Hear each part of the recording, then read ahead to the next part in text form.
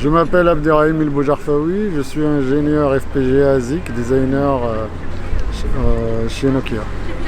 Donc là, on est à l'extérieur du site de Nokia, il faut bien le préciser, parce que c'est un des enjeux de cette assemblée générale. En fait, vous n'avez pas eu les annonces que vous attendiez. On vous fait patienter encore 15 jours dans la procédure PSE, et donc pour l'instant les 402 suppressions de postes à Lannion. Et vous voulez durcir le ton en fait.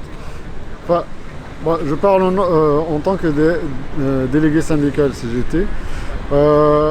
Depuis le 22 juin, depuis l'annonce du PSE, on discute, on a fait intervenir le gouvernement pour qu'il nous aide pour la suppression de ce PSE qu'on nous on juge injustifié. Et à partir de cette date-là, on a eu des promesses de discussion entre le gouvernement et la direction de Nokia et on n'a pas eu de réponse à ce jour. À chaque fois, il y a une raison ou une date, un rendez-vous ultérieur pour revenir avec des propositions contre ce PSE. On a attendu, hier on était le 7 octobre, il y avait une délégation d'élus et salariés Nokia, ils sont partis à Bercy voir le cabinet du ministre et ils sont revenus en leur disant dans 15 jours on revient vers vous pour une réponse suite à discussion entre le gouvernement et la direction de Nokia. Donc aujourd'hui il n'y a aucune annonce, il n'y a aucune réduction, il n'y a rien. Du coup les gens ils sont un peu fatigués d'attendre. Il faudrait bien que le gouvernement intervienne et puis qu'il tape fort sur la table et puis qu'il dise à la direction de Nokia, aujourd'hui on veut entendre une stratégie qui tient la route et qui est durable. Et nous proposer des activités en R&D qui ne sont pas juste des activités qu'on peut supprimer dans 1 an ou 2. On veut des activités durables sur le site et de Lannion et de Paris.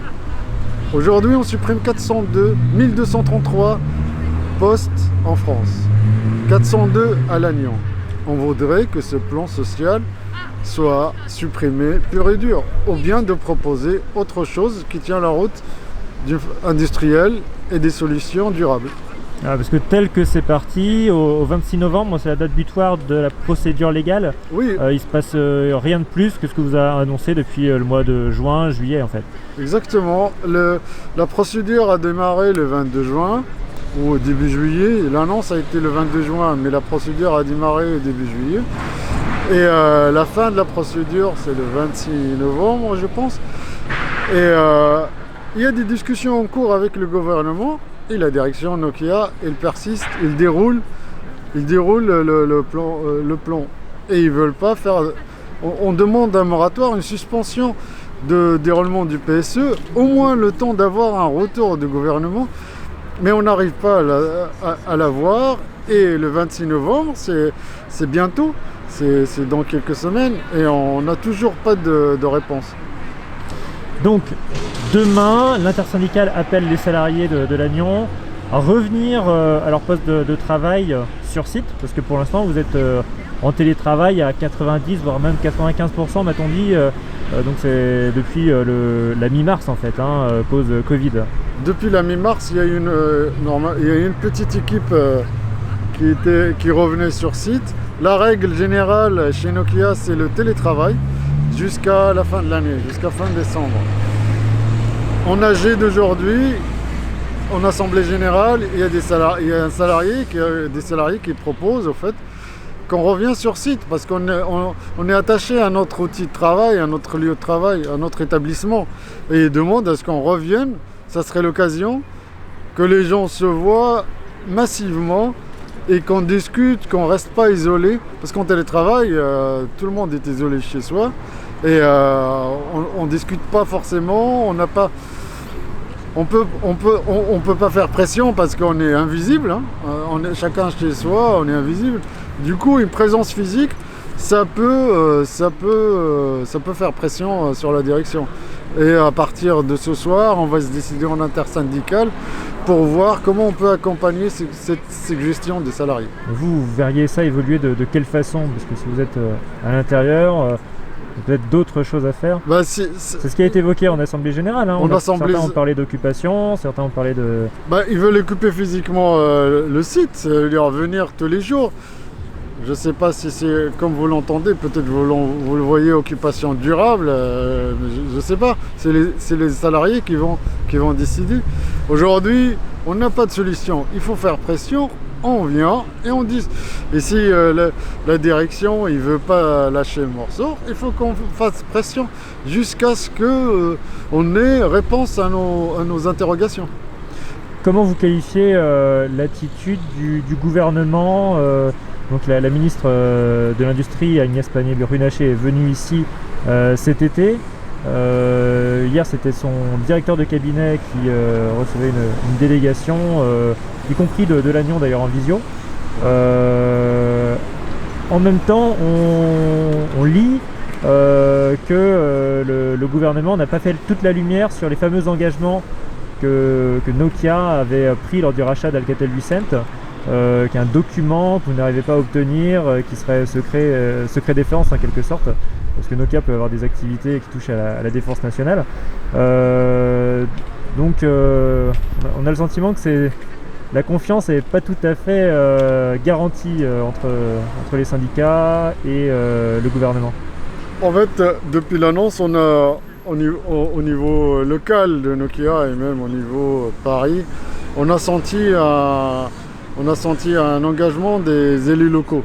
Politiquement, ils apportent leur soutien, ils nous soutiennent, que ce soit au niveau des députés, de la région, les maires, les présidents de région. Ils apportent un soutien. Le gouvernement, la ministre nous a apporté son soutien. Il ne comprend pas, il rejette le plan social. Mais par contre, dans les faits, on ne voit rien arriver. Et le plan social, il se déroule. Et le gouvernement, il a tous les moyens. Il a tous les moyens parce qu'au niveau CIR, il peut faire pression. Et au niveau législatif, il peut faire pression. Il peut ne pas homologuer le plan social. S'il juge que le plan social n'est pas acceptable, il ne faut pas qu'il donne son homologation. S'il est définitif dans son état aujourd'hui. Aujourd'hui, on demande vraiment au gouvernement de nous soutenir et que ça ne reste pas que des mots. Il faut que ça soit suivi d'actes. Et les actes au niveau du gouvernement, il y en a. Ils peuvent agir d'une façon législative, comme je disais. Ils peuvent ne pas homologuer. Ils peuvent demander à la directe de ne pas homologuer le PSE. Et puis, on n'en parle plus. La direction de Nokia va bouger s'il entend ça. Mais on n'entend pas du gouvernement. Du coup, oui, on veut bien faire confiance, mais au bout d'un moment, il faut que les choses bougent. Alors évidemment, l'urgence, c'est la situation de l'emploi. Est-ce qu'à plus long terme, la CGT a une réflexion sur la place des télécoms en France qui, on l'a vu au fur et à mesure, ont été dépecés. Il y a eu une privatisation du secteur et puis d'autres entreprises qui étaient plus ou moins dans le giron de l'État ont été démantelées, voire même rachetées, donc en l'occurrence par les Américains, puis par les Finlandais. Est-ce que la CGT a une réflexion sur ce secteur stratégique pourtant Oui, au niveau de la CGT, on considère que les télécoms, ça fait partie des secteurs qui doivent être jugés souverains. Il faut qu'ils soient considérés comme un secteur souverain. Les télécoms, c'est la défense, c'est beaucoup de choses. On demande, mais pourquoi pas, ça a été posé, la question a été posée par un élu CGT au directeur du cabinet. Pourquoi est-ce que l'État ne prend pas des parts dans Nokia ? Tout simplement, dans les télécoms, dans Alcatel-Lucent au sein du groupe Nokia. Mais aujourd'hui, a priori, ce n'est pas la priorité du gouvernement, mais on le regrette. On le regrette parce qu'il y a les secteurs de souveraineté. On a bien vu que pendant la pandémie et la crise sanitaire, l'État il a laissé tomber pas mal de secteurs et on l'a payé très cher. Les télécoms, on juge que ça en fait partie des secteurs qui sont souverains, qui doivent être soutenus par l'action publique. Et peut-être même par les fonds publics, mais On n'a pas eu de réponse positive à cette requête. Très bien. Merci. De rien, merci.